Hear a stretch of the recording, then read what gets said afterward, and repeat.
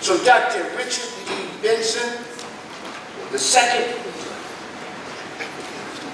is the 2019-20 Robert A. Corrigan Visiting Professor in Social Justice at San Francisco State University College of Ethnic Study. Dr. Benson is a historian specializing in education, the Black Freedom Movement, and transnational social movement. He completed a PhD in educational policy studies, specializing in history of education at the University of Illinois. He is currently an associate professor in the education department at Spelman College in Atlanta, Georgia. He has received a number of grants and awards, including the UNCF Mellon International Faculty Residency, the W.B. Du Bois Visiting Scholars Fellowship at the University of Massachusetts, Amherst, the C.L.R. James Research Fellowship by the African American Intellectual History Society, and the New York Public Library Fellowship. He is the award-winning author of Fighting for Our Place in the Sun, Malcolm X and the Radicalization of the Black Student Movement, 1960 to 73, which is a text that examines the linkage and intergenerational continuity of the Black Freedom Movement that evolved from the social, pedagogic, and political influence of Malcolm X. Dr. Benson is currently working on a book manuscript titled Funding the Revolution, Black Power, White Church Money, and the Financial Architecture of Black Radicalism, 1966 to 1976. Would you give a warm welcome to our colleague, Dr. Benson?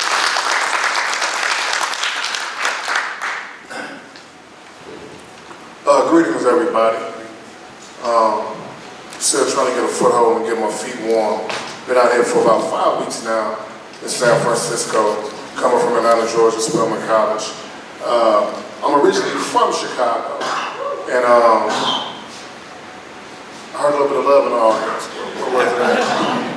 Indeed. So, coming out here from Atlanta, but originally being from Chicago, there's been a number of things that I've just been able to intake as a visitor to this city, which is a great city.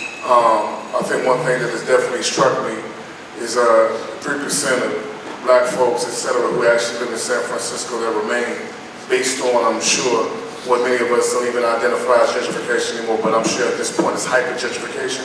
So coming from a chocolate space to this space, it's been a bit of a culture shock, but the shift has allowed me to refocus my lens with respect to how it is that I want to look at things historically. So I thank you for having me. Thank you to all the panelists. I didn't get a chance to shake everybody's hand and say hello, etc., but I've read about you all. I've read about some of you. And if anything, in this particular capacity, I really just hope to be a student. And I really want to share my perspective. So when Dr. Monteiro asked me to be on the panel, not only was it an honor, but I really feel like that it was an opportunity for me to actually express how it is that my work came to be in terms of him even asking me to be a part of such a momentous event. So thank you, first and foremost, and I'll just say a little bit about my background with respect to how it is that I really want to couch my position. And as a historian or historian of education, most of my work actually looked at the student movement, but even more specifically beyond just looking at organizations.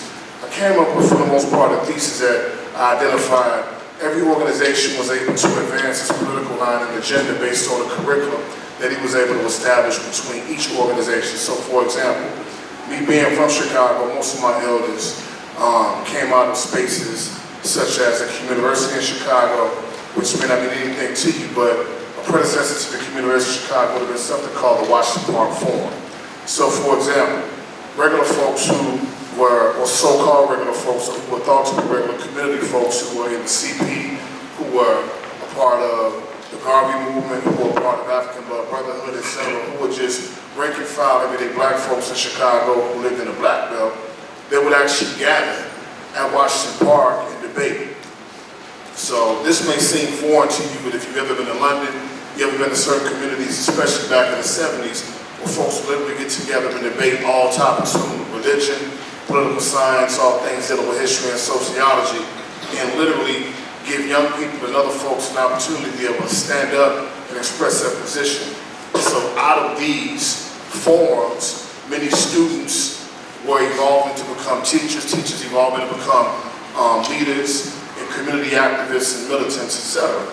So the university space actually, come to find out as I began my research about 15 years ago as a graduate student, mirrored other sites. And these particular sites are identified, as other scholars have called them, as being counter-hegemonic maroon spaces. So what's a maroon space? So essentially, wherever that you can't go to get what it is that you need to learn about yourself, it's the space that you were able to create in order to provide curricula and political refuge in order to learn more about yourself. So it wasn't unique to Chicago. In New York, you would have had spaces with the East Organization coming up out of the Congress of African People, or the predecessor to that would have been at Harlem with a gentleman by the name of Elder Michaud, or you could have had the Harlem History Club. In North Carolina, for example, you had an outgrowth of the Student Nonviolent Coordinating Committee who created another maroon space called the Center for Black Education. In addition to the CPE, they also had a very important thing that I found to be common to each one of these spaces nationally. These are bookstores. So you had Drum and Spear Press. But my point is simple. In each and every one of these spaces, my research was able to evolve and I was able to be more engaging with respect to how it is that you actually create a revolutionary, how it is that you actually create the study about yourself. The basis, first and foremost, was to counter white supremacy. In addition to counter white supremacy through your curriculum, it was also to learn politically and also be able to engage culturally. So as organizations evolved, not only did the students actually learn about themselves through the orgs, but they learned about themselves through study groups.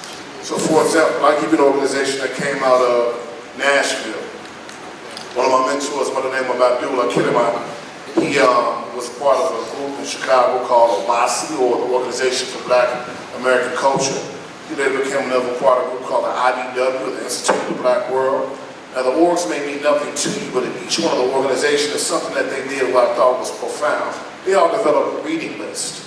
So the study groups evolving to create reading lists, these particular reading lists, which we know as being curriculum development, is the establishment of not only the study group, but eventually schools. So one important foundation, or formation I'll say, that came out of Nashville, just to give you an example, is called the People's College.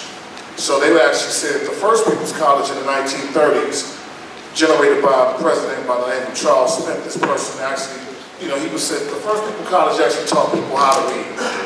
But the second iteration, which was a left formation coming up out of Nashville, also in Atlanta, they had formations in Chicago, in addition out here on the West Coast. He said that the second iteration of the People's College taught people what to read. So in teaching people what to read, the thing that I found most fascinating out of all the formations is actually here on the West Coast, not too far from here in EPA or East Palo Alto with the Nairobi School Movement.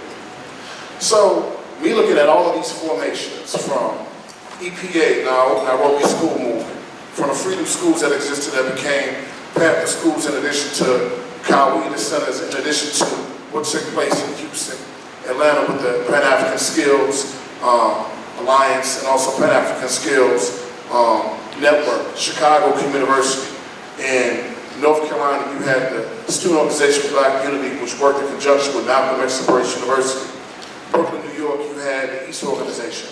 All these organizations were not loose entities that worked in isolation or in silos. The one thing that I'm able to see that comes out of each one of these particular spaces that's really the foundation of movement is being educated spaces, that they actually work in conjunction with each other. So, speakers bureaus, being able to send persons to do curriculum development, and they actually established something called the CD movement, CIBI, or the Council for Independent Black Institutions. But these formations, these particular types of formations that start from communities, that go to study circles, that go to campus movements, that exist in alternative spaces in order to be able to educate folks politically, and also be able to critique capital and also white supremacy, are the foundations for what it is that I've been able to see that's commonplace from this side of the country all the way to the East Coast. And one basic thing that I've been able to pull out in terms of all things with the research that I've been able to do that's allowed me to even sit on this panel this morning is that in each instance, the students who attended the study circles, the students who were the founders of, or I would say, the founders of these independent schools, they always pushed each other to not only learn, but become the next teachers. So it wasn't enough for you to just sit and consume information. You had to be a part of a reciprocal process that allowed you to not only become a sponge, but also get back with teaching within these spaces as well. So these are some of the founding things that I've been able to see. I hope I haven't taken too much time, but just want to express those things, and hopefully during the Q&A, is, people can ask a couple more questions, I'll be able to express more. But thank you for listening.